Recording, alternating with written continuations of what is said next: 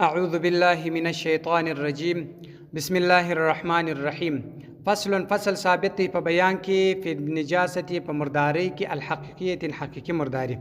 النجاست مرداری چې د اعلی ضربین پر دوه قسمه ده، نجاست حق غلیظه یو نجاست غلیظه دی و نجاست خفیفه بل نجاست خفیفه دی. نجاست پر دوه قسمه ده، یو غلیظه مرداری چې سخت مرداری ده، یو خفیفه مرداری چې سپکه مرداری ده. اما نجاست غلیظه هغه نجاست غلیظه چې دی کله عذر لکه گندګي والبول لکه بول، یعنی غټ بول، عذر غټ بول، والبول لکه بول، والدم لکه ویني، والخمر لکه شراب، دغه شان چې دي دغه غلیظه مرداری ده. والنجو الكلب یا د سپي بول یا د سپي لاندې، دا دواړه چې دي دا نجو ډیر معناوي لري، خو په معنا یا د سپي د بول یا د سپي د لاندو دا هم مرداری ده غلیظه. ولحم الخنزير د خنزیر غوښه دا چې دي دا غلیظه مرداری ده. وجميع اجزائه او ټول جزونه د خنزیر چې دي هر شی چې دي د خنزیر د غلیظه مرداری. واللحوم غوښه ما د هغه حیواناتو لا یوکلو چې نه خوړل کیږي لحم غوښه دا مرداری دي دا غلیظه مرداری ده.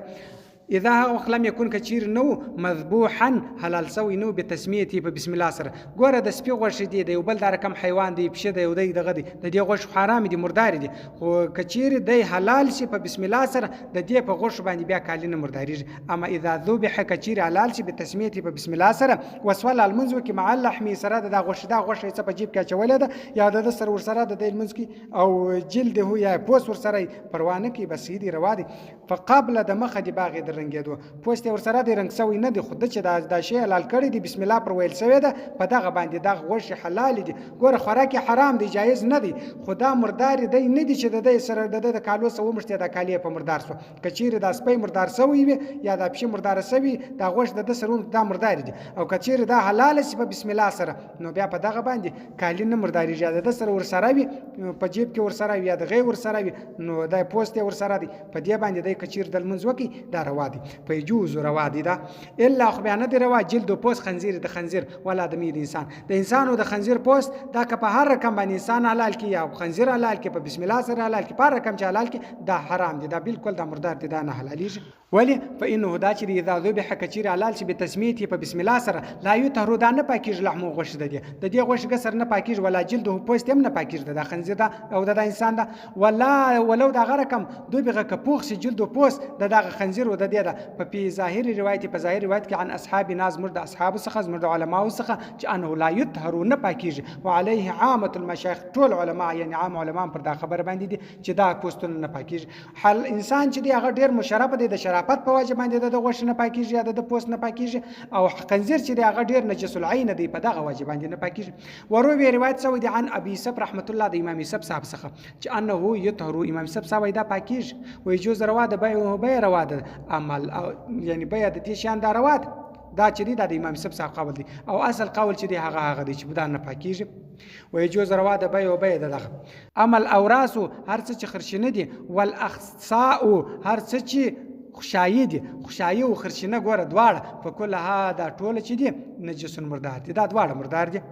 نجاست مرداری چې دا غلیظه غلیظه دا نجاست غلیظه دي، نجاست دی نجاست غلیظه دا ټول نجاست غلیظه دي چې دا درته تیر سول. عند ابي حنیفه ته پنځ د امام صاحب و عندهما پنځ د یارانو نجاست خفیفه نغوي دا چې دي دا خصاو دا دغه چې دي دا نجاست خفیفه دي. و په غنیه الفقهاء په دا کتاب کې وایي بول الحمار بول د حمار چې دي و خر دجاجه مرداری د چرګ چې ده والبت د هلی نجس دا مردار ده غلیظه په نجاست غلیظه سره دا نجاست غلیظه دي. و اما نجاست خفیفه هغه نجاست خفیفه چې دي الته درته نجاست پر دوه قسم دی، یو غلیظه دی یو خفیفه دی. وس غلیظه درته وای درته بتی پوری در بتی پوری دا ګرد چې دی دا نجاست غلیظه دی د بتی در مرداری پوری او ورسته بیا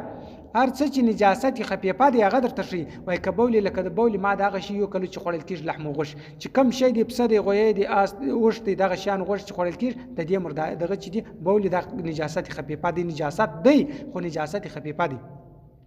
و خور ای مرداری ما دا غشي لا یو کلو چې نه خړل کیږي لحم غوښ د دې هغه شان چې غوښ نه خړل کیږي دا هغه مرداری چې ده هغه نجاست خفیفه دي. مینا طیور د مرغان روایت الهندوانی په روایت کې د هندوانی ابي جعفر الهندوانی د دې په روایت کې عن ابي حنیفه د امام ابو حنیفه صاحب رحمت الله علیه څخه وقال ویل محمد امام محمد صلی الله علیه و آله چې د طاهران پاک دي کله دغه مرغانو دي کله دغه نور حیوانات دي چې دا غوښه نه خړل کیږي د دې مرداری چې د وای پاک ده. و اما بول الهرة بول د پښې چې دی په ظاهر المذهب په ظاهر د مذهب کې وایي نجس مردار دی نجاست غلیظه په نجاست غلیظه سره دا د بول د پښې بول چې دی دا نجاست غلیظه دی په ظاهر مذهب کې وایي و اما خور او مرداري چې د ما د هغه شی یو کله چې خوړل کیږي لحم او غوښه دغه مرغان او مرداري چې غوښه خوړل کیږي من طيور د مرغان سره سوا د دجاجه ما سوا د چرګ سره والبته د یلی سره والاوزي اوزم یو قسم یلی د چې دغه باز خلک مرغابي ورته وایي هم دا د دوبو هلی ده دغه دا چې ده په طاهر دا پاکه د کل حمامه لکه د کوترې دا ول عصفورتي د لکه د چغو کې دا چغو کې دا خړګي چغو کو مرغې دغه ته ویل کیږي ونحو ما په مثل د دې بالاجماع د ټول په اجماع سره ولو وکا کچیر واقع شو په مای په بو کې لایب سیدونه پاسې دی وکذا د غره کم بعرتو پچا یعنی مرداری الپارتی دمرک مرداری اذا وکا کول ویږي په دهنی پتیلو کې د دې مرداری ول ویږي لایب سیدا ونه مرداری دا تیل اذا کان کچیر و قلیلا لجوه کلج مرداری و یو خدای د چې تیل ګرد دغه مرداری سره ډکسوي یا لج مرداری ویل سره په دې مرداری ولی لعموم البلوا د دې وجه څخه خلک غریبتار دي په دې باندې د دې ځان ساتنه نه کیږي البیزو اگی اذا وقعت ولویږي من بطن د نص د دجاج دي د چرګ په مای په بوک چرګ ناس ته دغه ساګیره لاس په بوک ومشتل په دې باندې او په المرق یا په شورواک لا يبسد د نه پاسې دی